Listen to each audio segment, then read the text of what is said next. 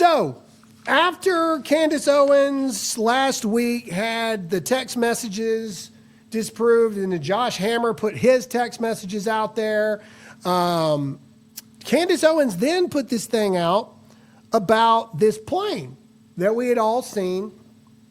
And let's go ahead and go to it. Let's go to Brick Suit's tweet first. Okay, this is what Candace put out. She said, breaking.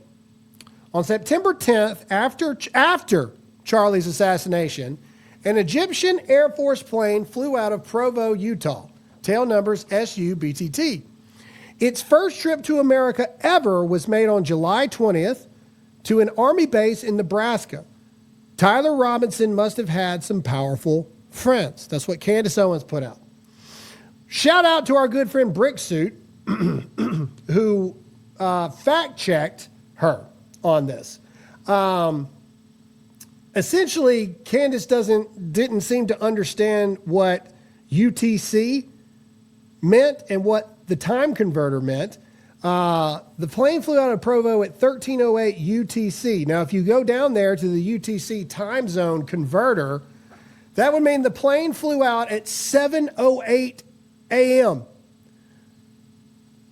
That's 3 hours before Charlie was murdered. It's 3 hours. I'm not the best at math. I am from Mississippi. I am but a simple man. But 7 a.m. is not after 10 o'clock Utah time when Charlie Kirk was murdered. Now, the interesting thing is Candace's reply to this. So Candace says, okay, I stand corrected. We're on to something here. Candace is admitting that she was wrong. Or is she? I stand corrected on the departure time of the Egyptian Air Force plane.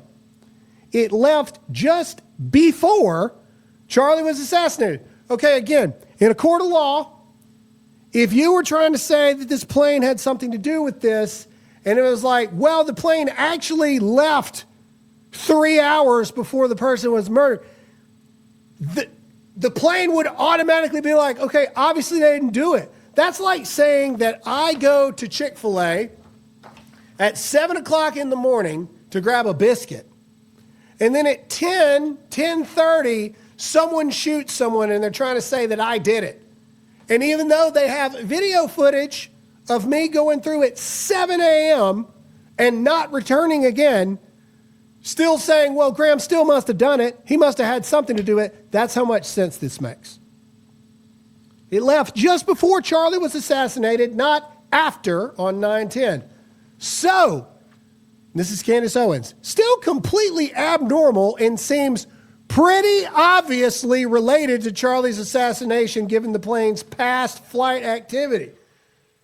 Well, Steven Crowder's team can't let this one go. And the question obviously goes to, how do you come to the conclusion that it obviously connected to Charlie's assassination when it left hours before Charlie was even assassinated? How do we come to the obviously connected? Now, I ask you guys in the chat, at what point does Candace lose any credibility she's got left of this sleuthing that she's doing? How many times has it changed over the course of a month?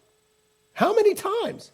And Candace is leading a lot of this stuff, this division between our movement, like all of this.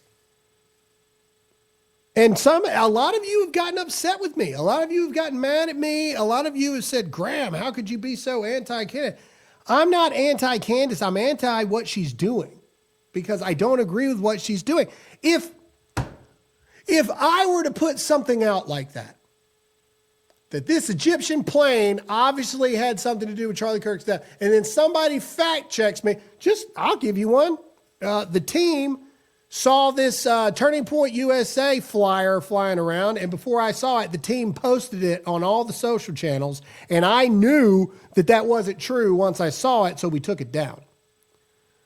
I got crucified for that. People crucifying me like Graham Allen, blah, blah, blah, blah, blah, blah, blah, blah. This. Graham Allen's such an idiot. He believed this fake flyer, da, da, da, da, da.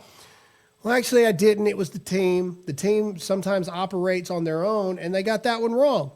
Okay? No harm, no foul. How come Candace Owens can continue to be wrong about everything, and no one fact checks her on anything?